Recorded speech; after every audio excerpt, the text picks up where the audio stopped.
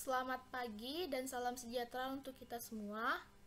Di sini kami akan mempresentasikan tentang praktikum pertama kami yang berjudul karbohidrat dan metabolisme karbohidrat. Tapi sebelumnya saya akan memperkenalkan koordinator praktikum, asisten praktikum, dan juga anggota-anggota kelompok saya. Baiklah, langsung saja. Di sini koordinator praktikumnya ada Pak Hadi Kurniawan, MSc APT, dan Bapak Iswahyudi, SSI APT SPFRS. Dan asisten praktikum kami yaitu Kak Iga Yestiara. Kami dari kelompok 1 kelas APK, dan anggota-anggotanya adalah saya sendiri, Friska Apriana Monika Sinuraya, Tiara Jessica, Didik Hermawan, Dea Nur Aprilianti, dan Muhammad Diko Armabar. Di sini, langsung saja. Pertama, pengertian karbohidrat. Karbohidrat merupakan salah satu zat gizi yang diperlukan oleh manusia yang berfungsi untuk menghasilkan energi bagi tubuh.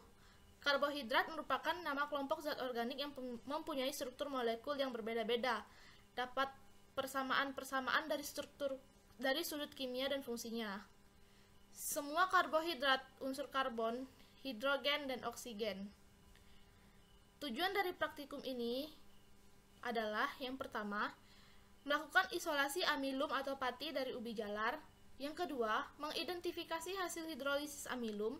Yang ketiga, melakukan uji kualitatif identifikasi karbohidrat berdasarkan reaksi-reaksi dan perubahan warnanya. Penggolongan karbohidrat sendiri dibagi menjadi beberapa. Yang pertama, monosakarida. Monosakarida merupakan karbohidrat yang paling sederhana yang tidak dapat dihidrolisis lagi menjadi karbohidrat yang lebih kecil.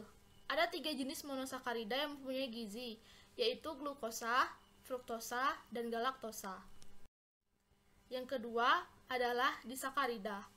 Ini merupakan gabungan dari 2 unit monosakarida yang dihubungkan dengan ikatan glikosidik, merupakan ikatan yang menghubungkan 2 monosakarida dengan cara kondensasi gugus hidroksil pada atom karbon nomor 1 dengan gugus hidroksi dari salah satu atom karbon nomor 2, 4, dan 6. Pada monosakarida yang lain membentuk disakarida, contohnya berupa laktosa, maltosa, dan sukrosa. Yang ketiga, polisakarida. Ini merupakan gabungan lebih dari 10 unit monosakarida dengan rantai lurus atau cabang polisakarida mencangkup selulosa dan memasok energi dan aktivitas bagi kehidupan di dalamnya. Contoh dari polisakarida ini adalah amilum glikogen, inulin selulosa, pati, dan delestrin. Struktur karbohidrat. Yang pertama, monosakarida. Monosakarida biasanya tidak berwarna, berupa padatan kristal larut dalam air dan sulit larut dalam larutan nonpolar. Struktur monosakarida terdiri atas aldehid atau keton dengan 2 atau lebih gugus hidroksil. Monosakarida yang memiliki gugus fungsional aldehid disebut aldosa, sedangkan yang memiliki gugus keton bisa disebut ketosa. Aldosa paling sederhana adalah glycerylaldehid yang terdiri dari 3 atom C, sedangkan ketosa paling sederhana adalah aseton. Ini adalah gambar struktur monosakarida. Dapat dilihat sendiri, ada D-glukosa, D-fruktosa, D-galaktosa, D-ribosa, dan yang satunya lagi tidak kelihatan jelas, mohon maaf. Yang kedua adalah disakarida. Disakarida merupakan reaksi kondensasi melibatkan gugus OH teori atom C anomerik pada monosakarida. Pertama dengan gugus OH yang terikat pada atom C dari monosakarida, kedua dan ikatan yang terjadi adalah ikatan kovalen antara atom C numerik dengan atom O. Di sakarida ada 3 jenis yaitu sukrosa, maltosa, dan laktosa. Sukrosa merupakan gula tebu atau gula bit.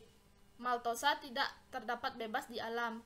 Laktosa hanya terdapat bebas di alam susu dan terdiri atas 1 unit glukosa dan 1 unit galaktosa.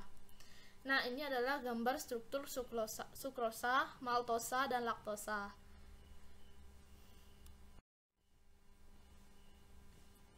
Yang ketiga adalah polisakarida. Polisakarida adalah produk kondensasi dari 10 monosakarida, lebih dari 10 monosakarida. Contohnya adalah pati dan dextrin yang merupakan polimer lurus atau bercabang. Polisakarida terkadang diklasifikasikan heksosan atau pentosan berdasarkan identitas dari konstituen monosakarida. Makanan mengandung beragam jenis polisakarida yang dikenal sebagai polisakarida non-pati. Tidak dapat dicerna oleh enzim pencernaan dan merupakan komponen utama dari serat pangan. Contohnya, ada selulosa dari dinding sel tumbuhan dan inulin, cadangan karbohidrat dari beberapa tanaman. Berikut adalah contoh dari polisakarida, yaitu ada amilosa, amilopektin, dan selulosa. Metabolisme karbohidrat. Karbohidrat awalnya dicerna dari mulut. Makanan yang dikunyah akan bercampur dengan ludah atau saliva yang di dalamnya terkandung enzim amilase. Enzim ini menghidrolisis pati amilum menjadi bentuk karbohidrat yang sangat sederhana, yaitu dextrin amilase. Bekerja baik pada pH ludah yang memiliki sifat netral. Makanan yang dikunyah di mulut tinggal di mulut dan hanya sementara, sehingga terjadi pemecahan amilum oleh amilase, hanya sedikit saja. Lalu kemudian ditelan dan masuk ke dalam lambung, dicerna oleh asam klorida dan enzim pencernaan protein yang terdapat di lambung, sehingga pencernaan karbohidrat lambung. Berikut adalah uji-uji yang kami lakukan selama praktikum. Uji kualitatif karbohidrat. Yang pertama ada uji Benedict. Uji Benedict digunakan untuk mengidentifikasi karbohidrat melalui reaksi gula pereduksi. Larutan alkali dari tembaga direduksi oleh gula yang mengandung gugus aldehid atau keton dan keton bebas, lalu larutan Benedict mengandung asam sulfat natrium karbohidrat dan natrium sitrat. Uji Benedict dilakukan pada suasana basah yang menyebabkan transformasi isometri. Yang kedua adalah uji iodium. Uji iodium akan bereaksi dengan iodium menjadi warna larutan yang bereaksi dengan iodium menjadi warna biru karena iodium masuk ke dalam molekul pati larutan stabil dalam larutan dingin. Warna biru akan hilang apabila terjadi pemanasan karena molekul merenggang sehingga terlepas dari pati akan kembali biru apabila didinginkan kembali. Yang selanjutnya adalah uji Fehling. Uji Fehling menggunakan gugus aldehid pada gula untuk mereduksi CO3 SO4 menjadi CuO.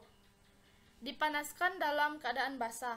Kode yang digunakan dengan mengambil 8-10 tetes larutan yang dimasukkan ke tabung reaksi dan kemudian ditambahkan 5 ml per reaksi Fehling. Kemudian dididihkan selama 5 menit.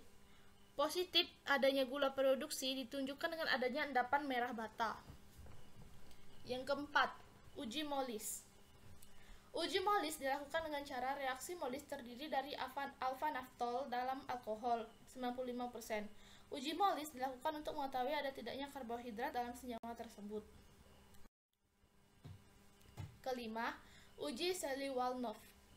Uji Seliwalnov untuk karbohidrat yang mengandung gugus keton. Uji Seliwalnov akan menunjukkan warna merah jika karbohidrat direaksikan dengan reaksi Seliwalnov, maka hasilnya positif. Yang keenam, uji Barfoot. Uji Barfoot tujuannya untuk membedakan antara disakarida. Dasar dari pengujian ini adalah ion Cu2+ dari reaksi Barfoot dalam suasana asam akan direduksi lebih cepat oleh gula reduksi monosakarida dan disakarida dan menghasilkan endapan warna merah bata. Yang ketujuh, uji Bial. Ini bertujuan untuk membuktikan adanya reaksi. Ini tergantung pada pembentukan senyawa melalui kondensasi atau dekomposisi produk karbohidrat yang orisinal. Ini digunakan untuk menentukan adanya pentosa yang terdapat di karbohidrat. Nah, berikut adalah cara kerja isolasi pati. Yang pertama, dikupas ubi jalar, cuci dan potong-potong, parut hingga memperoleh sebanyak 300 gram ubi jalar. Yang kedua, di blender 100 ml dengan 100 ml Aquades selama 2 menit. Yang ketiga, disaring campuran dengan kain penyaring. Air yang keruh ditampung dan residunya dibuang. Yang keempat, ditambahkan aqua D 100 ml, kocok campuran dan biarkan mengendap. Yang kelima, didekantasi cairan di dalamnya. Yang keenam, disuspensikan kembali pati dengan 30 ml etanol 95% lalu dekantasi ulang. Yang ketujuh, disaring pati pada suhu kamar dan ditimbang. Yang kedelapan, dikeringkan pati pada suhu kamar dan ditimbang dan dihitung kadar patinya. Yang selanjutnya adalah uji Benedict. Yang pertama kali dilakukan adalah menyiapkan 10 tabung reaksi yang bersih dan kering. Yang selanjutnya adalah dipipet 1 ml larutan sampel. Selanjutnya, dimasukkan ke dalam tabung reaksi. Lalu ditambahkan reaksi Benedict secukupnya. Dihomogenkan dengan baik, dan terakhir dipanaskan di atas api kecil selama 2 menit dan dilihat perubahan yang terjadi. Maksud perubahan di sini adalah perubahan warna yang terjadi. Mungkin itu saja yang dapat saya sampaikan. Untuk selanjutnya akan dilanjutkan oleh teman saya Diko. Terima kasih, mohon maaf apabila ada kesalahan. Baiklah, Assalamualaikum warahmatullahi wabarakatuh. Perkenalkan, nama saya Muhammad Diko Armabar. Di sini saya akan melanjutkan presentasi dari Fiska. 3. Uji Failing. Pertama, dimasukkan reaksi Failing ke dalam tabung reaksi. Ditambahkan 1 ml larutan uji ke tabung reaksi. Dipanaskan pada pembakar spiritus. Diamati perubahan yang terjadi. Keempat, uji iodium.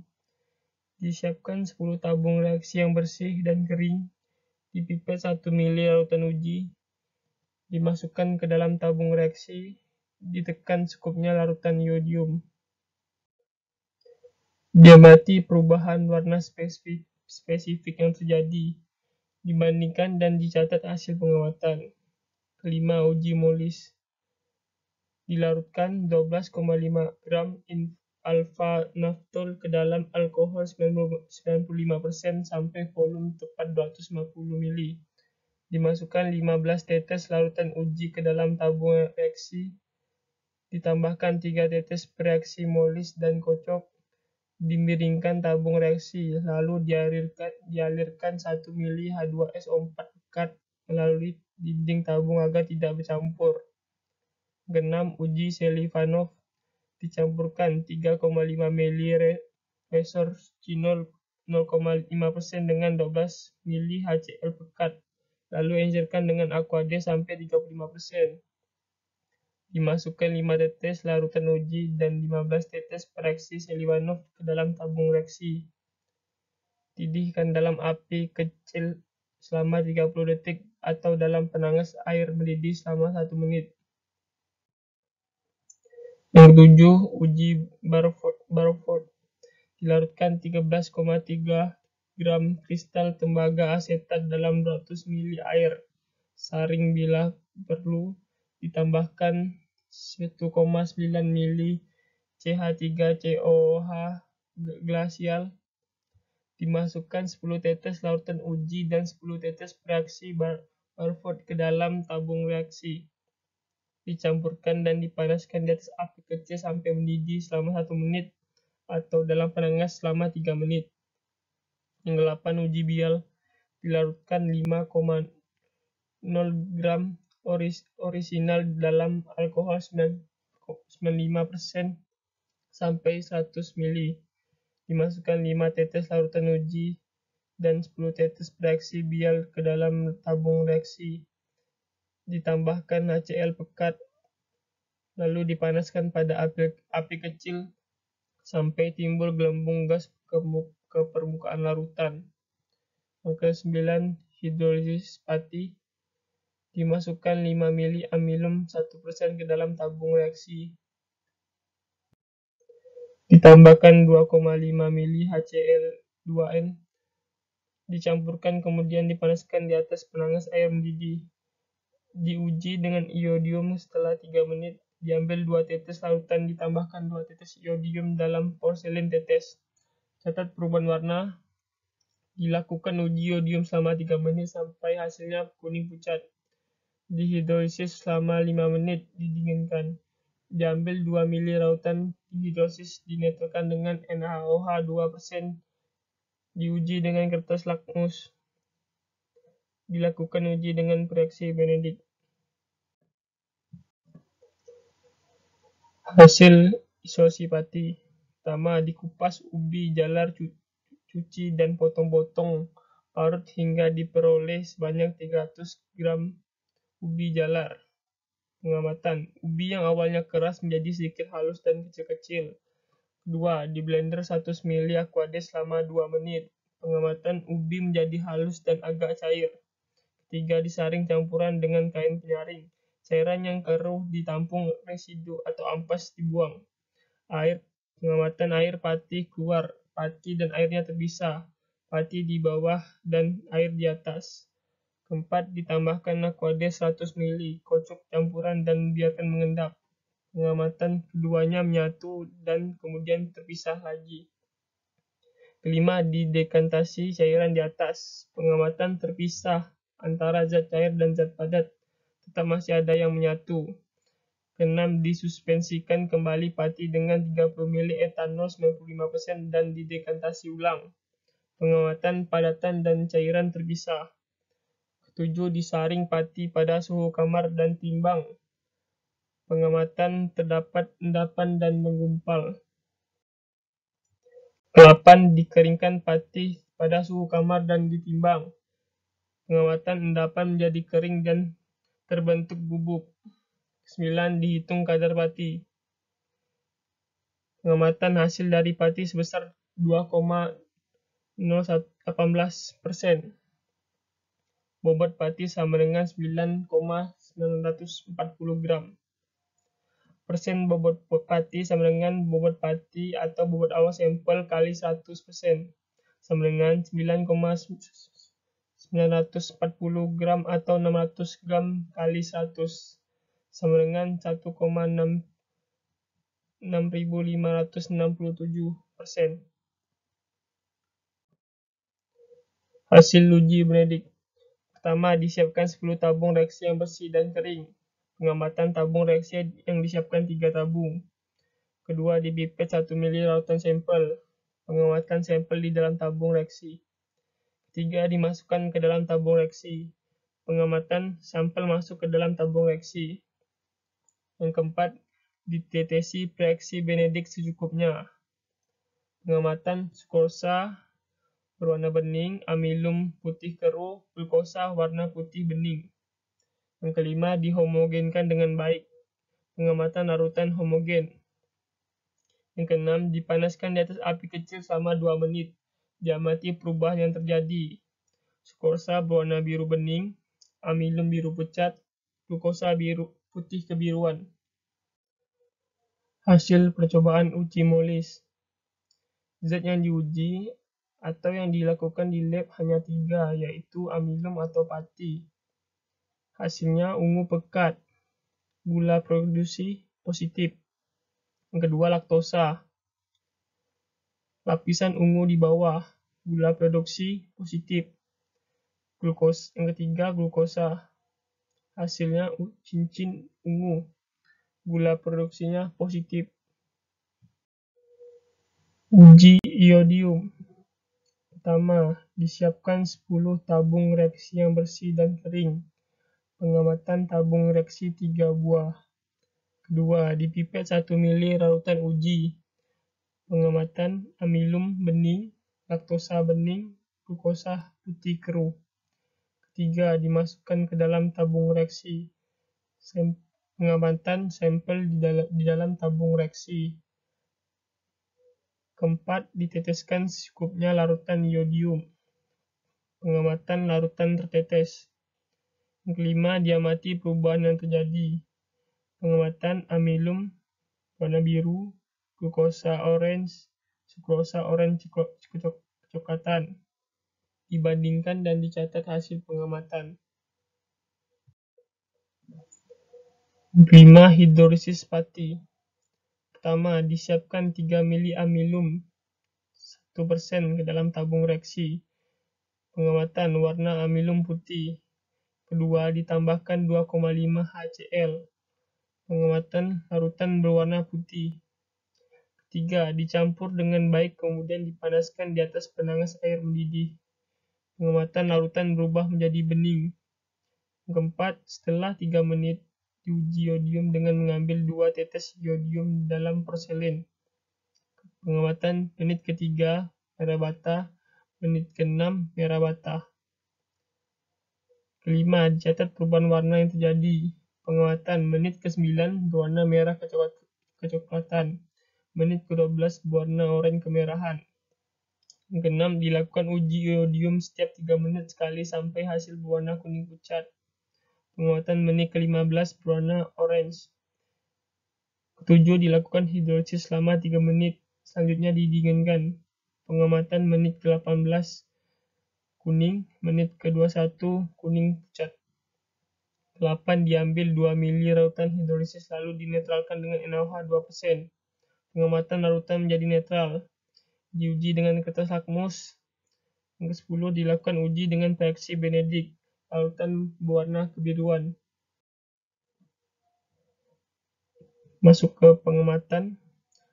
Karbohidrat merupakan salah satu zat gizi yang diperlukan oleh manusia yang berfungsi untuk menghasilkan energi bagi tubuh. Karbohidrat merupakan nama kelompok zat organik yang mempunyai struktur molekul yang berbeda-beda, dapat persamaan dari sudut kimia dan fungsinya. Semua karbohidrat unsur karbon, hidrogen, dan oksigen. Fungsi karbohidrat adalah sebagai pemberi rasa manis pada makanan, penghemat protein, pengatur metabolisme lemak, dan membantu pengeluaran feses. Isolasi pati merupakan suatu proses yang digunakan untuk memisahkan pati dari suatu komponen utama. Sampel yang digunakan adalah ubi jalar. Ubi dikupas, dicuci, diparut hingga memperoleh seberat 300 gram, hingga cairan menjadi keruh. Cairan yang dikeruh tadi kemudian ditambahkan 100 ml aquades, dihomogenkan. Penambahan aquades berfungsi agar pati membentuk sistem 2 fase, di mana aquades berada di atas dan pati di bawah. Cairan yang berada di atas lalu didekantasikan hingga hanya tersisa endapan saja. Endapan kemudian ditambahkan dengan etanol 90% sebanyak 30 ml. Fungsi etanol adalah menghilangkan sisa aquades dalam sampel, dan etanol ini berguna untuk mencuci dan membuat endapan menjadi steril. Endapan didekantasi kembali supaya yang tertinggal hanya endapan pati saja. Endapan pati kemudian dikeringkan dan ditimbang. Hasil bobot pati yang diperoleh sama dengan 9.940 gram dan kadar bobot pati sebesar 1,6.567%. Uji iodium adalah uji yang digunakan untuk mengetahui apakah terdapat kandungan polisakarida pada sampel yang dilakukan. Uji iodium menggunakan 3 tabung yang digunakan untuk mereaksi zat pada volume tertentu. Percobaan ini menggunakan 3 sampel, yaitu amilum atau pati, laktosa, dan glukosa yang dipipet sebanyak 1 mili dan dimasukkan ke dalam tabung reaksi. Larutan iodium yang digunakan pada praktikum ini adalah betadine yang berfungsi sebagai reaksi. Hasil yang didapat adalah uji ini adalah amilum pada berwarna bening dan merupakan hasil positif. Laktosa berwarna bening dan merupakan hasil positif. Hidrolisis merupakan proses yang dilakukan untuk memecahkan senyawa kimia yang kompleks menjadi senyawa kimia yang lebih sederhana. Sampel yang digunakan adalah menggunakan amilum yang tersedia di lab dan menggunakan amilum hasil isolasi pati. Pati amilum dan hasil hidrolisis pati dimasukkan sebanyak 3 ml dan dengan kadar 1% dalam tabung reaksi. Amilum pada tabung reaksi kemudian ditambah 2,5 ml H2N. Hal ini digunakan untuk menciptakan suasana asam dan fungsinya adalah sebagai katalisator untuk mempercepat reaksi. Campuran tersebut kemudian dihomogenkan dan dipanaskan di atas penanas air. Campuran yang dipanaskan tersebut akan dilakukan uji dengan menggunakan iodium, yaitu betadine, setiap 3 menit sampai mencapai waktu 21 menit dan warnanya menjadi kuning pucat. Hasil pada 3 menit untuk amilum yang ada di lab adalah merah bata, hingga pada menit ke-1 warna menjadi kuning pucat. Hasil yang kami dapat dari praktikum kali ini adalah: pertama, hasil dari hidrolisis sukrosa adalah ada tidaknya perubahan warna yang terjadi pada suatu proses hidrolisis. atau warna awal sukosa dan warna akhir sukosa sama, yaitu tetap warna bening, meskipun telah dilakukan penetralan. Kedua, hasil hidrolisis pati yang diperoleh adalah pati yang dihidrolisis akan berubah warna menjadi lebih muda per menitnya.